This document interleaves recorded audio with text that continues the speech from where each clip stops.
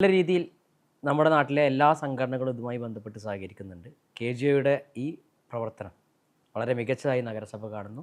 റിംഗം പോസ്റ്റിൽ ഇനോക്കുലം ഇട്ടതിന് ശേഷം ജൈവ മാലിന്യം നിക്ഷേപിച്ച് അങ്ങനെ ഓരോ ദിവസവും.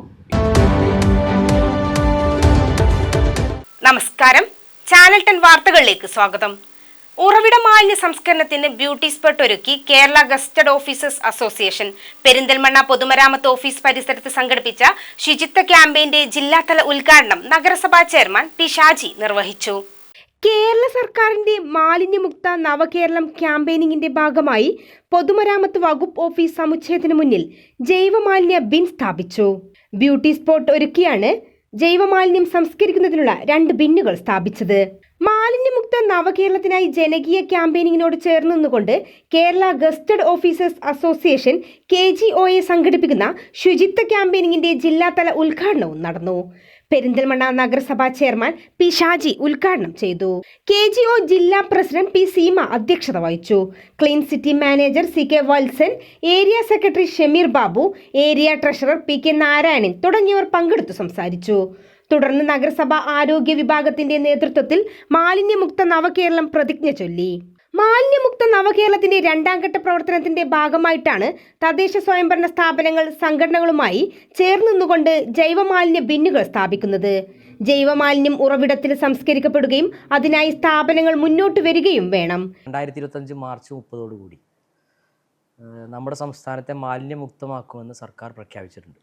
നിലവിൽ അതുമായി ബന്ധപ്പെട്ട് പ്രവർത്തിക്കുന്നത് തദ്ദേശ സ്വയംഭരണ സ്ഥാപനങ്ങളാണ്. അതിലേക്കാണ് എല്ലാ സംഘടനകളോടും അതേപോലെ തന്നെ സർക്കാർ സ്ഥാപനങ്ങളോടൊക്കെ ഇതിൻ്റെ ഭാഗമാകാൻ വേണ്ടി സർക്കാർ അഭ്യർത്ഥിച്ചിട്ടുള്ളത്. വളരെ മനോഹരമായി എല്ലാവരും അതിലേക്ക് വന്നു ചേരുന്ന നല്ല പിന്തുണയുമായിട്ട് വരുന്ന കാഴ്ച നമ്മൾ കാണുന്നുണ്ട്.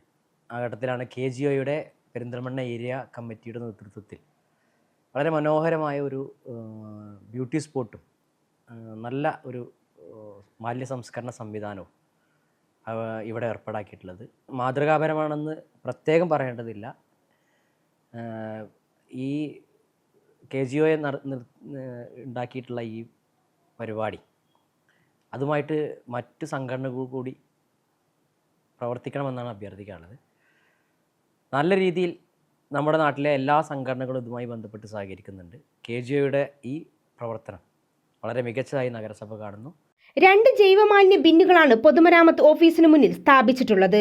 ജൈവമാലിന്യം ഇട്ടതിനു ശേഷം ഇതിൽ ഇനോക്കുലം ഇടുക, ഇങ്ങനെ ഇത് തുടർന്നുകൊണ്ടേയിരിക്കണം. ഏകദേശം 1 വർഷമെടുക്കും ഒരു ബിന്ന് നിറയാൻ. ഇതുമൂലം ജൈവമാലിന്യം ഉറവിടത്തിൽ സംസ്കരിക്കാൻ സാധിക്കും. ശാസ്ത്രീയമായ വലിയ പ്രശ്നങ്ങളും ഇല്ലാതെ വളരെ ലളിതമായ രീതിയിൽ ആർക്കും ജൈവമാലിന്യം വേർതിരിച്ച് റിംഗം പോസ്റ്റിൽ ഇനോക്കുലം ഇട്ടതിന് ശേഷം ജൈവ മാലിന്യം നിക്ഷേപിച്ച് അങ്ങനെ ഓരോ ദിവസവും ഇനോക്കുലം ജൈവമാലിന്യം എന്നിങ്ങനെ ഏകദേശം ഒരു വർഷത്തോളം ഒരു റിങ് നിറയാൻ സമയമെടുക്കും. അതുപോലെ തന്നെ ആദ്യത്തെ റിങ് നിറഞ്ഞു കഴിഞ്ഞാൽ 2ാമത്തെ റിംഗം പോസ്റ്റിലേക്ക് ഇതേ രീതിയിൽ ഇനോക്കുലം ജൈവമാലിന്യം എന്ന രീതിയിൽ നിക്ഷേപിച്ചു കഴിഞ്ഞാൽ സ്വാഭാവികമായിട്ടും ജൈവമാലിന്യ സംസ്കരണം അവിടെ പൂർണ്ണമാവുകയാണ്.